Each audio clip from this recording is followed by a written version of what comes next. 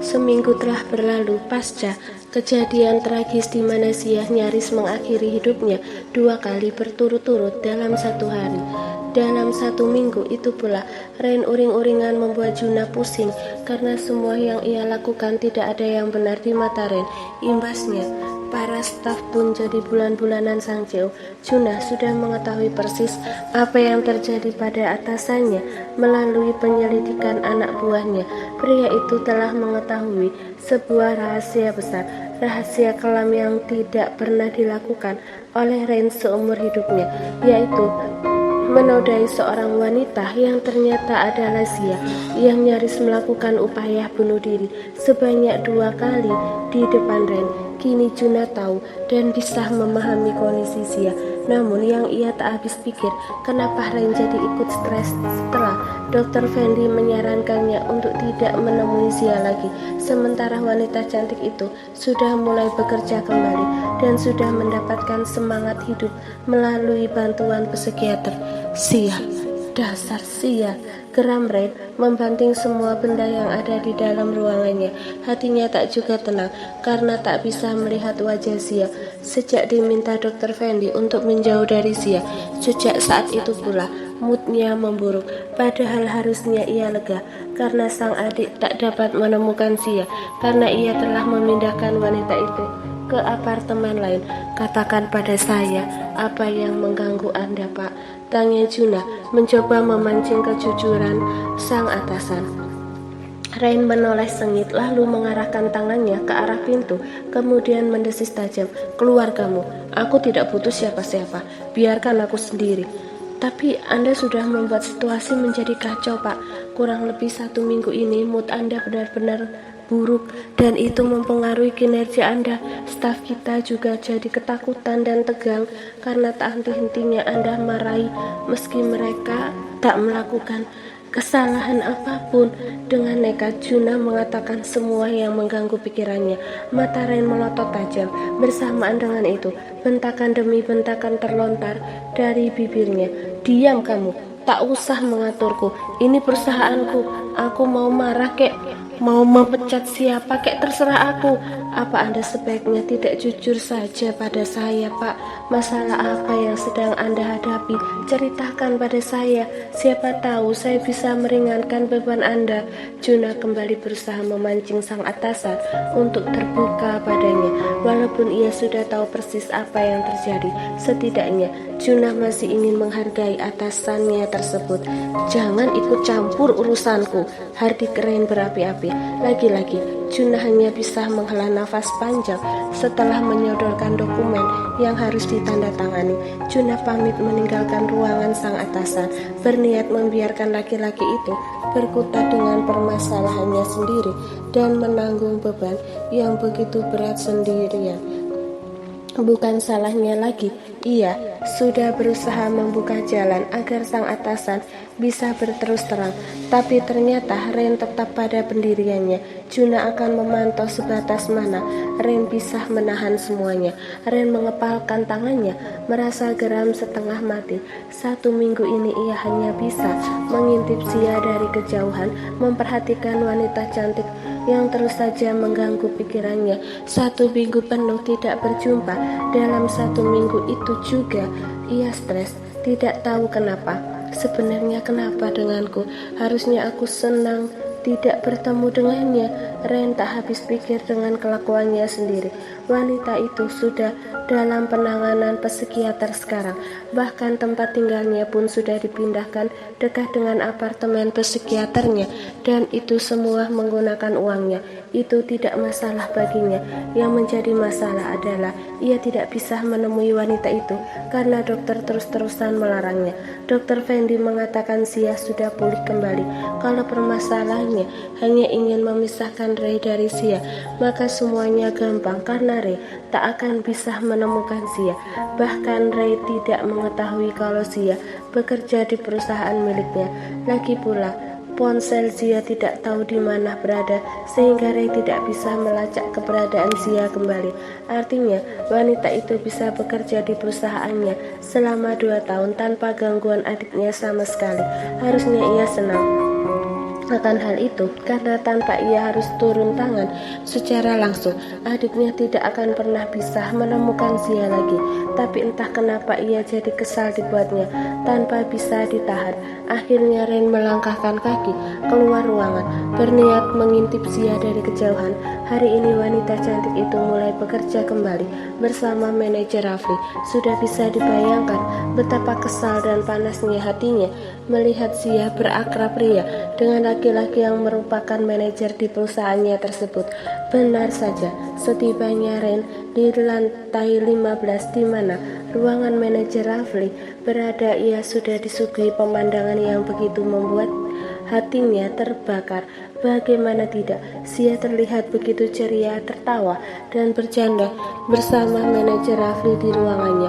Dari kejauhan Ren memperhatikan sambil mengepalkan tangan dan mengumpat dalam hatinya, kalau begini caranya Rafli akan semakin jatuh cinta pada wanita itu. Zia juga pasti akan membuka hati padanya karena mendapatkan sebuah sandaran. Bagaimana caranya supaya aku bisa mendekati Zia lagi dan mencegahnya akrab dengan Rafli? Kapan aku bisa mendekati Zia dan memperingatkannya agar tidak menggoda para pria? Gumam Ren kesal. Ren sesak melihat derai tawa lepas Zia di ujung sana, sebuah tawa yang indah yang tak pernah ia lihat dari gadis itu saat berinteraksi dengannya. Ren tak sanggup lagi. Lelaki tegap itu mulai melangkah, bersiap ingin menemui Zia dan bicara empat mata padanya. Namun saat ia ingat lagi bagaimana menyeramkannya Zia mengiris pergelangan tangannya sendiri di depan matanya, membuat Ren sontak berhenti melangkah. Spontan Ren berbalik badan menahan rasa kesal di hatinya, serta meredam sesuatu yang tidak bisa ia deskripsikan, yaitu keinginan bertemu dan melihat Zia dari dekat. Laki-laki itu menggelengkan kepalanya, lalu mengomeli dirinya sendiri. Sudah Ren, jangan hiraukan wanita itu lagi. Biarkan dia bekerja di sini selama 2 tahun tanpa gangguan dari Ray dan siapapun itu. Ren berusaha menepis perasaan-perasaan yang tidak ia mengerti sampai akhirnya ia mendengar percakapan Zia dan Rafli dari kejauhan yang menyulut bara api di hatinya. Nanti malam aku antar kamu pulang ya. Kita mampir dinner terlebih dahulu. Aku rela kok mengantar jemput kamu setiap hari sampai kontrak kamu habis. Kata-kata yang meluncur dari bibir Rafli terdengar sayup-sayup di telinga Ren, dan itu membuatnya kesal setengah mati. Laki-laki itu sudah berani berniat menjemput dan juga mengantar Zia setiap hari. Sialan, itu artinya laki-laki itu akan semakin akrab dengan gadis sialan itu, dan Ren tidak suka itu. Tapi bagaimana caranya menjauhkan Zia dan Raffi kalau dirinya sama sekali tidak boleh bertemu muka dengan wanita itu? Bagaimana caranya aku memisahkan Zia dan Rafli kalau begini caranya? Aku cemas banget seminggu ini menunggu kabar dari Zia. Rafli yang memutuskan akan mengantar jemput Zia setiap hari kini tengah berada di sebuah restoran bersama asistennya yang tiba-tiba tidak bekerja selama seminggu. Hatinya cukup resah tak mendapatkan kabar dari wanita yang sejak awal telah menggelitik hatinya. Zia tersenyum pada manajernya, wanita cantik yang mengenakan blus berkerah tinggi dengan hiasan nempel di bagian berwarna coklat muda itu baru saja menyesap segelas air mineral seusai menikmati makan malamnya. Maaf telah membuat Anda khawatir. Saya punya urusan keluarga yang sangat mendesak. Ada insiden juga yang memaksa saya mengambil cuti mendadak, Pak. Saya bahkan tak bisa membawa mobil dan ponsel saya, saking urgennya masalah saya. Secara tersirat Zia menceritakan situasinya. Tak mungkin juga Zia menjelaskan apa yang sebenarnya terjadi pada manajernya. Ia bahkan harus menutupi pergelangan tangannya dengan blus berlengan panjang untuk menyembunyikan luka yang tercipta saat ia mencoba mengakhiri nyawanya. Kemungkinan Zia akan terus mengenakan blus ataupun blazer berlengan panjang sampai lukanya sembuh tak berbekas. Zia tidak mau membagi kesedihannya pada orang lain, meski jiwanya masih sering dilanda kecemasan karena apartemen yang ia huni sekarang, walaupun jauh dari keramaian, tetap saja bisa diakses oleh Ren karena dia yang membayarnya. Lelaki itu yang meminta Sia untuk pindah ke sana, mendekati apartemen psikiaternya yang kebetulan mengambil unit di sana. Apartemen itu sangat elit dan eksklusif, tidak sembarangan orang bisa mengaksesnya. Setidaknya Sia bisa tenang karena tidak akan bertemu dengan Ray sama sekali, karena yang menjadi pusat tragedi dari permasalahan hidupnya adalah Ray. Karena mantan tunangannya itu, Sia harus kehilangan kehormatannya. Insiden apa kalau boleh tahu? Tanya Rafli menatap Sia dengan sorot cemas. Kembali, Sia menyungkingkan senyumnya. Semua sudah berlalu, Pak. Tidak ada hal yang spesifik yang bisa saya ceritakan, karena itu berhubungan dan keluarga saya. Yang jelas saya belum sempat mengambil mobil saya, dan saya juga tidak tahu di mana ponsel saya. Situasi saat itu begitu rumit. Kemungkinan ponsel saya masih ada di dalam mobil. Kamu parkir di mana memangnya? Biar aku bawakan ke apartemenmu.